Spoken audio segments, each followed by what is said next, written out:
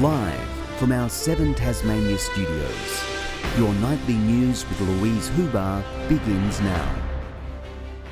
Good evening, everyone. After a dip in yesterday's COVID-19 cases, Tasmania's daily numbers have climbed to more than 1,000 again. It comes as questions continue over whether the state has enough resources to keep up with the testing demand. Scouring chemists and shops for what has become a hot commodity. It's very clear to any Tasmanian who's tried to get their hand on a rapid antigen test that they are just not available. Every chemist that I've gone past in the last 2-3 weeks, they've sold out. They're impossible to find to buy online. There is a massive shortage. The state government distributing 5,800 rats across Tasmania yesterday, insisting tests are out there for those who need them.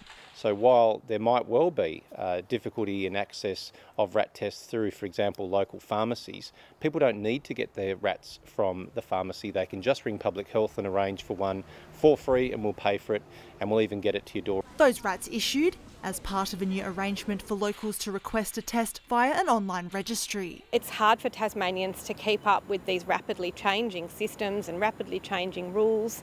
We're just asking for certainty and clarity from the government about how we can best cope with this increasing crisis. 1,037 cases reported in the last 24 hours, while 310 PCR tests and 727 rats were conducted during that time.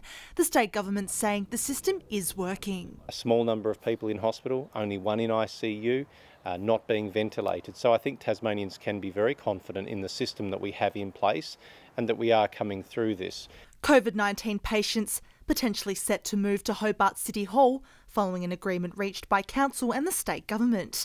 The space available as a contingency for outpatient treatment spaces, eliminating the need to visit the Royal Hobart Hospital. While close contacts or those with COVID symptoms on King Island can now collect a rat this week from Oakham Medical Centre in Curry, following recent cases reported.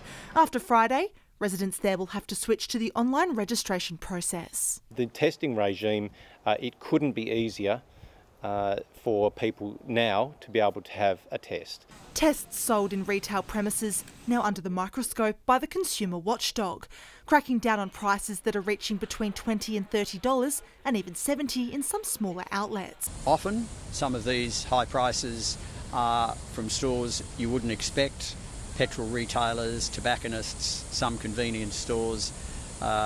So we're very much looking at those as well as pharmacies. Ruby Kamane, 7 Tasmania News.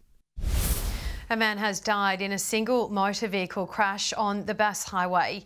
The 50-year-old from Invermay died at the scene of the incident, which occurred just before 7 o'clock last night, 3 kilometres west of Deloraine.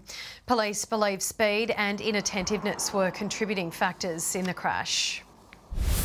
The cause of a fatal fire at Huonville has been determined. Investigators say a discarded cigarette came into contact with upholstered furniture and there are no suspicious circumstances. They say the tragedy is a reminder of the dangers of not disposing smoking materials properly. The burnt remains of smoke alarms were found inside the unit, but it's not known if they were functional at the time. A 56-year-old woman died in the fire on Sale Street on Friday afternoon. And despite finishing up 2 days early, Cricket Tasmania has praised the event, labelling it a success. The chair saying he's pleased with the crowd turnout and quality of the matches. The game was just presented in a fabulous manner. The venue looked magnificent. The pitch copped a bit of criticism, but at the end of the day it was a great test wicket and fair for both sides. Meanwhile, Tim Payne's family has slammed Cricket Australia online, saying double standards stopped him from ending his career with an Ashes victory. Posting he was shafted because of a personal mistake he made almost 4 years ago. And he deserved this send-off on his home ground in front of his family, friends and long-time supporters. Payne resigned as captain of Australia following revelations of a texting scandal from 2017. Suburbs in Launceston and Burnie are among the most popular in the country for property investors, according to a new report. The research by mortgage broker Aventus Financial ranked the top 20 investment locations in Australia for buyers with a $100,000 deposit. Riverside came in at 13th, while the Burnie suburb of Park Grove was 15th on the list. The report found the Tasmanian suburbs were also the most affordable, making them even more appealing to investors. Tasmanians are being asked to help fix the state's housing shortage by building in their own backyard. The new Granny Flat Grants program hasn't been exhausted yet, with money still available for homeowners. It's still under construction, but once finished, this tiny home is going to pack a lot of punch. It is small, but the way you get a good designer, and it's just a really nice place to live. Tiny homes are Jason and Hannah Zaddo's trade. They run a business fitting them out. A state government grant program enticing homeowners to build a granny flat encouraged them to do it in their own backyard. It was a no-brainer for us. It just gave us that extra push to get it done. 1.5 of the allocated $2.5 million has been awarded. The program's cut-off has been extended to attract another 100 recipients. I want to encourage Tasmanians everywhere, if they feel like they'd be interested in a small building project in their backyard, or perhaps in a disused part of the house where they could reserve it as a part of an ancillary dwelling. The homes need to be rented out for the first 2 years. The state government says that will help ease rental shortages. Obviously there is people out there that are just dying to get into something, and it'll be good just to provide something for someone, and they've got everything they need up there. However, Labor says more needs to be done, with more than 4,000 people on the list for public housing and the average wait time a year. In the meantime, they're either sleeping rough or living in other very unsecure and unsafe housing situations. These new builds, one tiny solution to Tassie's enormous housing problem. Josh Duggan, 7 Tasmania News. Tasmanian shipbuilding firm Incat has won a contract to construct a new vessel for a South Korean company. The 76-metre fast ferry is set to operate 117 nautical miles off the eastern coast of South Korea, where high tourism activity occurs. Works on the high-speed catamaran have already begun, with delivery expected early next year. New national road cycling champion Nicole Frayne says she's filled with happiness and pride. The 29-year-old attacked the final kilometres of yesterday's race to the first Tasmanian woman to win the title.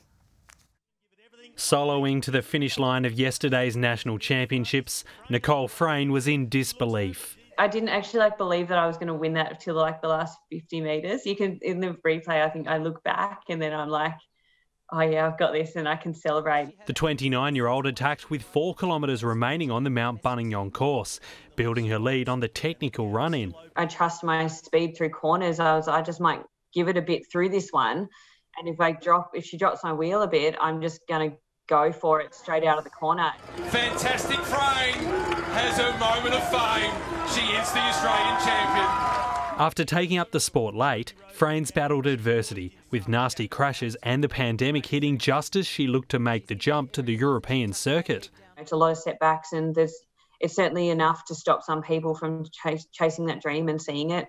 I've always believed in myself and just sort of hope that other people will believe in me as well. She'll head to Europe and America with her Rock Salt Live SRAM teammates this year, a stint she's looking forward to as she targets a ride in the sport's top tier. Just getting back over there and more race experience and more exposure and things like that for me is what I want to do, and just feel like I'm stepping in the right direction. Frayne's win capped off a bumper week for Tasmania at the championships. Devonport's Anya Lowe won the under-23 women's time trial, while Launceston's Hamish McKenzie won gold in both the under-19 men's criterium and time trial. Josh Duggan, 7 Tasmania News.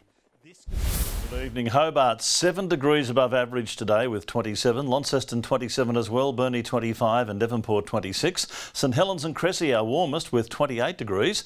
Bushy Park 26. Grove Friendly Beaches and Flinders Island 24. Lowhead 23. King Island and Strawn both 20.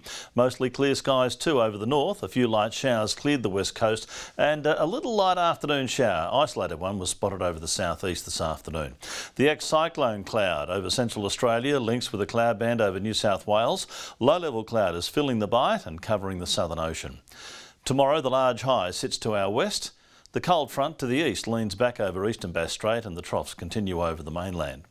Winds south-southwesterly at 15 to 20 knots before tending south-southeasterly over the east coast. Swells in southern waters to 4.5 metres. Hobart, a possible shower, 19 the top, 19 for Adventure Bay, possible shower for Tarraleah, 18 degrees, a bit of a drop on today.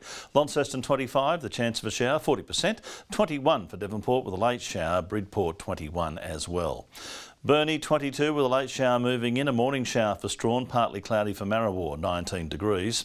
St Helens, a shower or two and 21. Swansea, possibly a shower, 20 and 21 the top for Whitemark. UV and extreme 11 across the state tomorrow. Fine on Wednesday and sunny for Strawn and Launceston. Another fine, mostly sunny day on Thursday. Easterly winds and afternoon sea breezes. Launceston pushing towards 30 on Friday as the high continues to bring some great summer weather. Hot and sunny in Perth, partly cloudy in Adelaide and Melbourne, showers forecast for Canberra and Sydney, partly cloudy and 31 in Brisbane and a possible storm over Darwin. And still sunny right around Tasmania, 23 in Hobart, 24 in Launceston, Devonport currently 22 degrees. Great to see you here on a Monday night, Lou. Sorry I'm not 100% for you. I'm suffering a bit from the old bung eye, as my wife Donna calls it, the stink eye. She's not nice, is she? Look, if it doesn't improve by tomorrow, I'll have to drop into the Apple shop and get myself an eye patch. Oh, please. Thanks for that, Murph. That's all your news for now. Thanks for joining us. We'll see you tomorrow. Good night.